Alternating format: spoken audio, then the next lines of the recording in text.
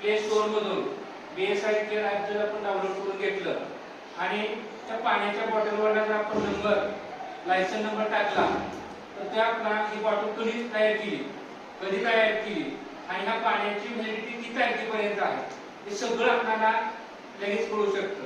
म्हणून आपण बाजारातून कोणती वस्तू घेत असताना ज्या ज्या वस्तूवर ISI मार्क आहे ते ISI मार्क आपण आपल्या ॲपमध्ये टाकून चेक करून घ्यायचं.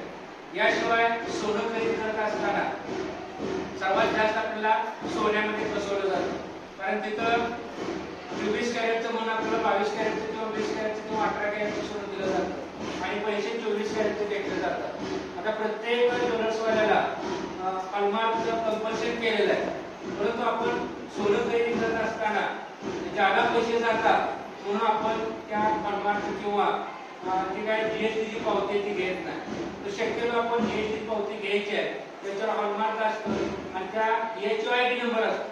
जर आपले जे BSI केअर ॲप आहे त्यावर तुम्ही HOID नंबर टाकला तर ही कोणती चेन असू द्या, गाड्यातली कोणती वस्तू असू द्या किंवा कोणताही दागिना असू द्या, ते दागिना कोणी तयार केला, कोणत्या ज्वेलर्समध्ये केलेला आहे आणि त्यामध्ये किती टक्के सोनं आहे, प्युरिटी किती आहे हे सर्व आपल्याला कळतं. ह्या माध्यमातून फक्त BSI क्लबचे या ठिकाणी आपल्या शाळेने स्थापना करण्याचा उद्देश काय की तुम्ही 9वी 10वीची मुलं या ठिकाणी त्यामध्ये मुलांना अवेअरनेस पण आला तर तुमच्या पालकांना तुम्ही त्या ठिकाणी जागृत करता, नातेवाईकाला जागृत करता आणि आपली जी ग्राहकाकडून दुकानदाराकडून आपली जी फसवणूक होणार आहे ती या ठिकाणी आपल्याला थांबवता येईल.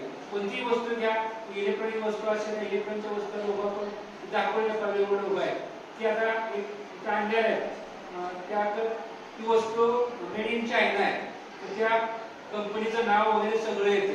तो रजिस्टर नंबर टाकला की कंपनी कुठं आहे, कोणत्या देशात आहे, कधी तयार केलं आणि त्याची व्हॅलिडिटी कुठपर्यंत आहे सर्व बाबी आपल्याला कळतात. म्हणजे हेल्मेट सुद्धा त्याच पद्धतीने आहे, नकली हेल्मेट कोणतं आणि असली कोणतं हे आपल्याला या माध्यमातून कळू शकतं. तर अशा पद्धतीने ह्या आपल्या शाळेमध्ये आपण BSI क्लब स्थापन केलेला आहे आणि या माध्यमातून आजची जी ऍक्टिव्हिटी आहे पोस्टर प्रेझेंटेशन.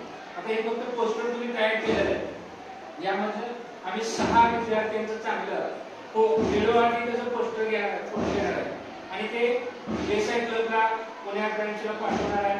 तिथून तुमच्या विद्यार्थ्यांना 3 नंबर सिलेक्ट केले जातील.